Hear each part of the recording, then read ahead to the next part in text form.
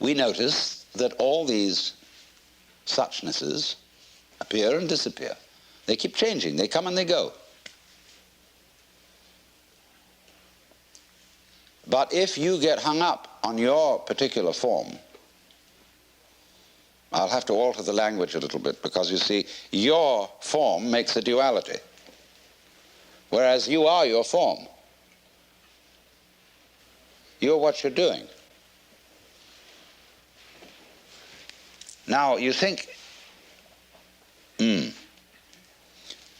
for some strange reason, I must make that go on as long as possible. And therefore, you think you have an instinct to survive. And so the only thing anybody can agree about today, so far as the discussion of ethical and moral problems are concerned, is that we ought to survive. And therefore, certain forms of conduct have survival value and certain forms don't. But when you say to yourself, you must go on living, you put yourself in a double bind. Because you said to a process which is essentially spontaneous that it must happen. And the basic form of the double bind, which is imposed upon all children, is you are required to do that which will be acceptable only if you do it voluntarily. So when we say to ourselves, you must go on, the reason is, you see, that we are not living in the eternal now, where reality is. We are always thinking that the satisfaction of life will be coming later. There's a good time coming, be it ever so far away, that one far-off divine event to which all creation moves. Don't kid yourself. As the Hindus have taught us, in the course of time, everything gets worse. It eventually falls apart. Comes Kali Yuga and Shiva at the end, and boom. Which is to say, only suckers put hope in the future. You see, I tell you, there are three classes of people in the Western world: the aristocrats, the proletariat, and the bourgeoisie. The aristocrats live on the past because they come of noble family. And they're like potatoes because the best part of them is underground. The proletariat live in the present because they have nothing else. And the poor bourgeoisie live for the future.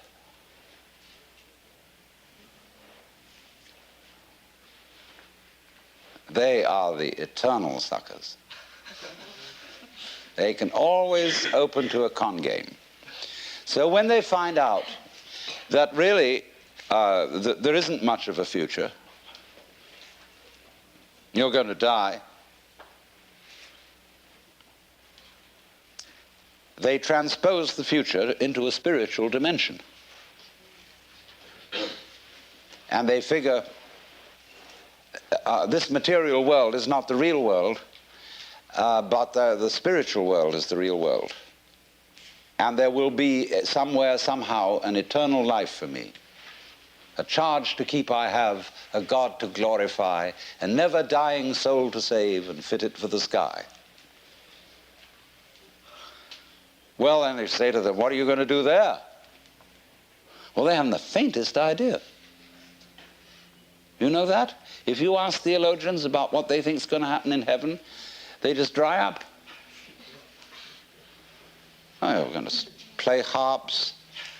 I mean, there's a symbolic meaning to that which I could go into, but the average person's idea of heaven is an absolute bore. I mean, it's like being in church forever. And children see this immediately. Children, when they hear a hymn like, weary of earth and laden with my sin, I looked at heaven and longed to enter in, they think, oh God. Heaven is to be in church for always. And they think hell is preferable. There's at least some excitement going on. And you see it in medieval art. You go to the Metropolitan Museum in New York and you see Jan van Eyck's painting of the Last Judgment. Heaven on top, hell below. In heaven, everybody's looking like the cat that swallowed the canary, sitting in rows and very smug. God the Father as president, and oh dear. Beneath this, there's a winged skull, like a bat, and squirming bodies, all nude, all being eaten by snakes, and I don't know, there's a fantastic thing going on. But in that, you see, Van Eyck had a ball painting that, because in medieval way, it was the only way you could get away with painting nudes. And sexy scenes, sadomasochistic, see? So that's naturally why hell became much more interesting than heaven. So, therefore, this hope for the future is a hoax. It's a perfect hoax. And maybe we will make spiritual progress. Everybody puts it off. Maybe if I work at yoga for 10 years, 20 years, and do this thing, I will eventually make it to moksha, to nirvana, whatever. That's nothing more than a postponement. It's this business of, because you're not fully alive now, you think maybe someday you will be. Look, supposing I ask you, what did you do yesterday? No, what did I do yesterday? In fact, I've forgotten. So, but most people will say, well, let me see now. Let me get out my notebook. I got up at 7:30 and I brushed my teeth and I read the newspaper over a cup of coffee. And then I looked at the clock and dressed and got in the car and drove downtown and did this and that in the office and so on, and you go on and on and on, and you suddenly discover that what you've described has absolutely nothing to do with what happened. You've described a scraggly, skeletal, fleshless list of abstractions. Whereas if you were actually aware of what went on, you could never describe it. Because nature is multidimensional. Language is linear. Language is scrawny. And therefore, if you identify the world as it is with the way the world is described, it's as if you were trying to eat dollar bills and expect a nutritious diet. Or eat numbers. A lot of people eat numbers. People play the stock market. They're doing nothing but eating numbers. And they're always unhappy, absolutely miserable, because they never get anything. So therefore, they always hope more is coming, because they believe that if they eat enough dollar bills, eventually something satisfactory will happen. So eating the abstractions all the time, we want more time. Confucius very wisely said, a man who understands the Tao in the morning may die with content in the evening. Because when you understand, you don't put your hope in time. Time won't solve a thing. So when we enter into the practice of meditation, of yoga, we are doing something radically unlike other human activities. Of course, the way yoga is sold in the United States, like everything else, is that it's supposed to be good for you. It isn't. Has nothing to do with anything that's good for you. It's the one activity which you do for its own sake, and not because it's good for you, not because it will lead anywhere, because you cannot go to the place where you are now, obviously. Yoga is to be completely here and now. That's why the word yog means join. Get with it. Be completely here and now. This is the real meaning of concentration, to be in your center. And the Christian word for sinning in Greek is amatanin, which means to miss the point.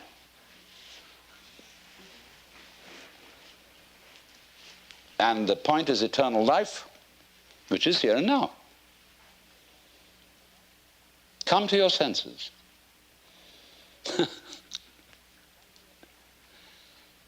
So yoga is defined in Sanskrit, in the Yoga Sutra, Yogas Chitta Vritti Nirodha. Difficult to translate, but roughly, yoga is the stopping of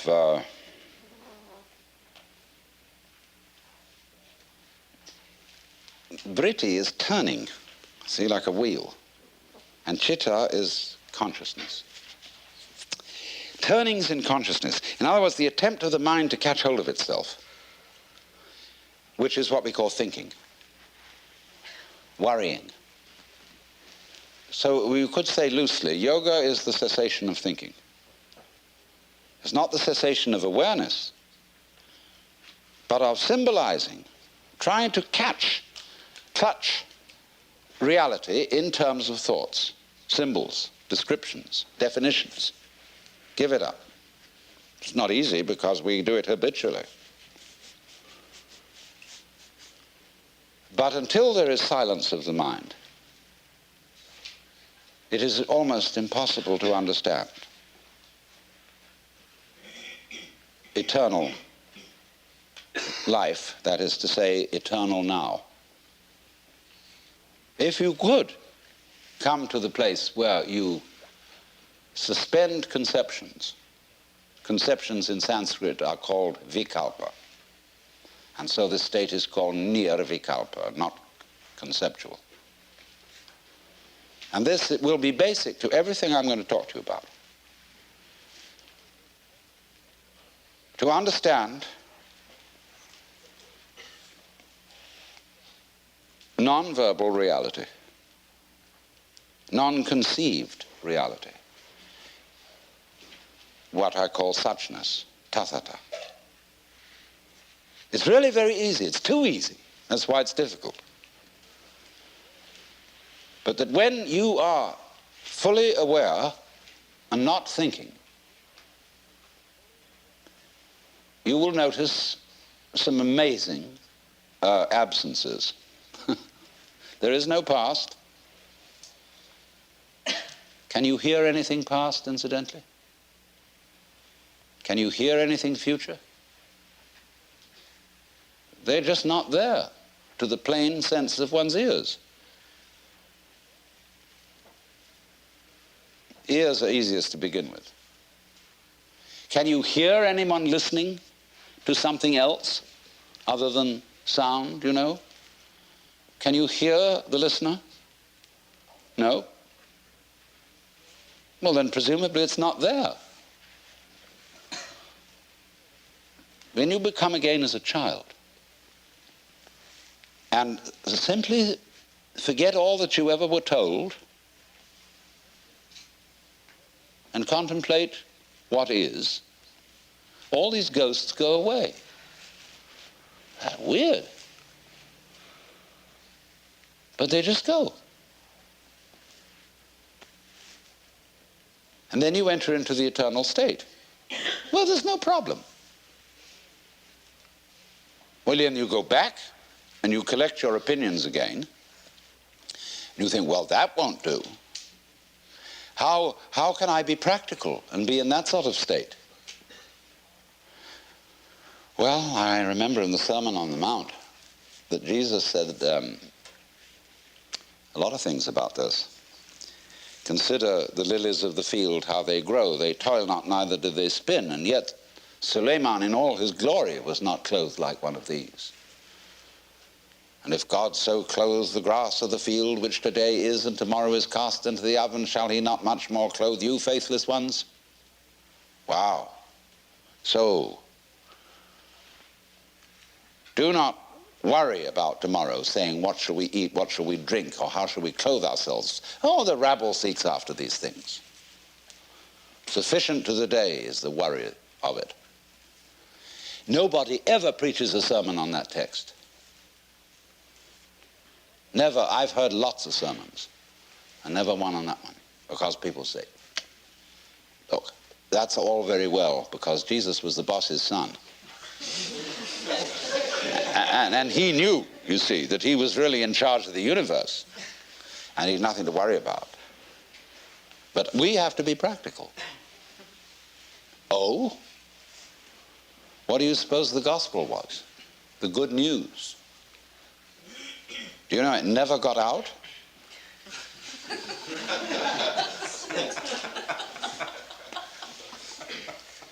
You too are the boss's son. That was the gospel. If Jesus had lived in India, they wouldn't have put him to death, because everybody in India knows that we're all God in disguise. So if he had said, I and the Father are one, in India they would have said, hooray! You know? Lots of people in India know that perfectly well. But here, that's a no-no. Who the hell do you think you are? You own the place? You keep your position.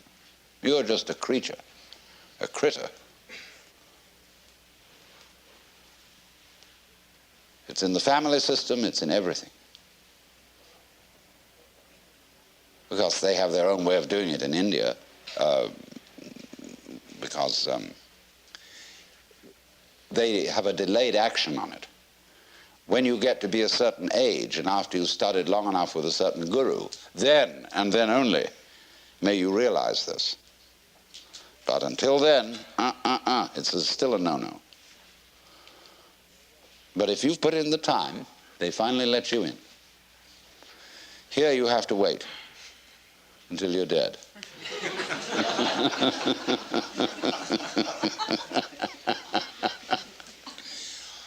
Well, all that's bullshit.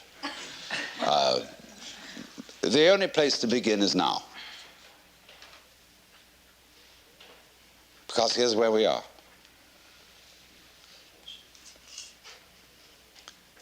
So why put it off? A lot of people say, well, I'm not ready. What do you mean you're not ready? What do you have to be ready? Well, I'm not good enough, because I'm neurotic. I'm perhaps not old enough, not mature enough for such knowledge. I still am frightened of pain, and of course I'd have to overcome that. I'm still dependent on material things. I have to, drink a lot and sex around and all that kind of thing, and I think that I better get all that under control first. Oh? You mean you've got a case of spiritual pride? You want to be able to congratulate yourself for having gone through the discipline which is rewarded with realization.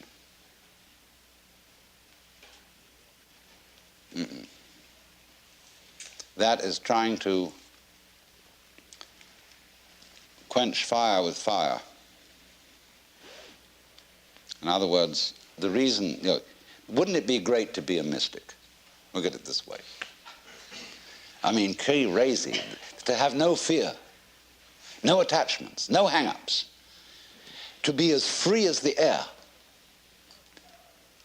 so that, you could just wander out in the streets and give away all your clothes to the beggars and let go of the whole thing, let it all hang out. Wouldn't it be crazy to have that courage? And you look into yourself honestly, and you find that inside you're actually a quaking mess of sensitivity. So that this desire to be the great mystic is nothing more than a symptom of your quaking mess. It's self-defense.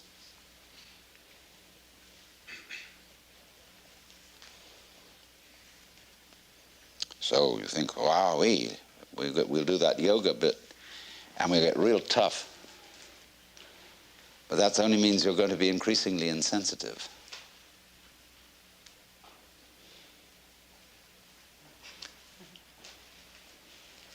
Running away from the quaking mess, escaping.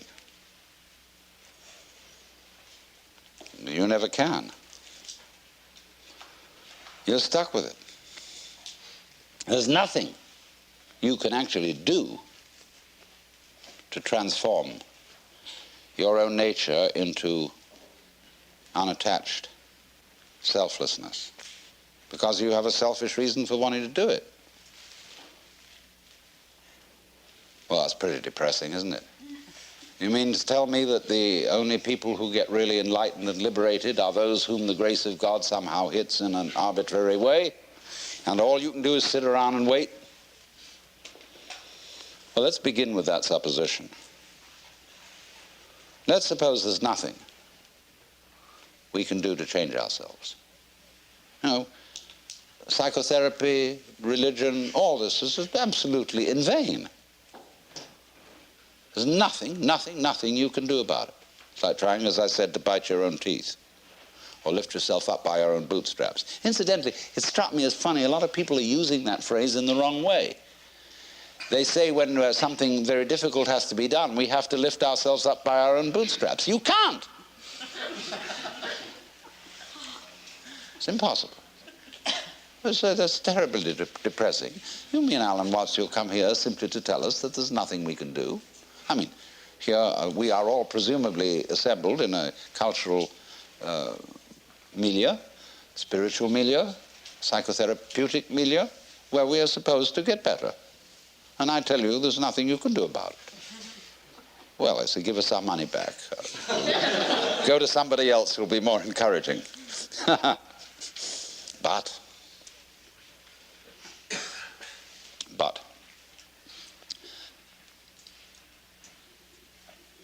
what does it mean that you can't do anything about it?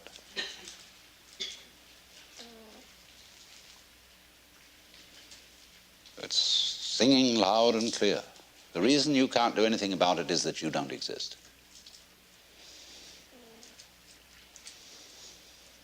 That is, as an ego, as a soul, a separate will, it just isn't there. Well, when you understand that, you're liberated. They say in Zen, you cannot take hold of it, nor can you get rid of it. In not being able to get it, you get it. When you are silent, it speaks. When you speak, it is silent. Now, don't misunderstand me. This is not any kind of fatalism. When I say you, as you conceive yourself to be, that is your ego, your image of yourself, isn't there. It doesn't exist. It's an abstraction. It's like 3. Did you ever see 3? Just plain, ordinary 3? No, nobody ever saw it. It's a concept. It's a vikalpa. So in the same way as oneself. There's the happening, the suchness. Yes, sure, you bet. But it's not pushing you around because there's no you to be pushed around. In other words, there's no billiard ball on the end of the cue. There's the cue. It goes this way and goes that way. They call a Buddha a Tathagata, one who comes or goes thus. this way and that way, see? He went that way. So, this illusion of the persecuted ego who is pushed around by fate has altogether disappeared. And so, likewise, the illusion of the ego who pushes fate around has also disappeared. There's a happening. So in this, do you see what has happened? By dying to yourself, by having become completely incompetent and found that you don't exist, you're reborn. You become everything. In the words of Sir Edwin Arnold, foregoing self, the universe grows up.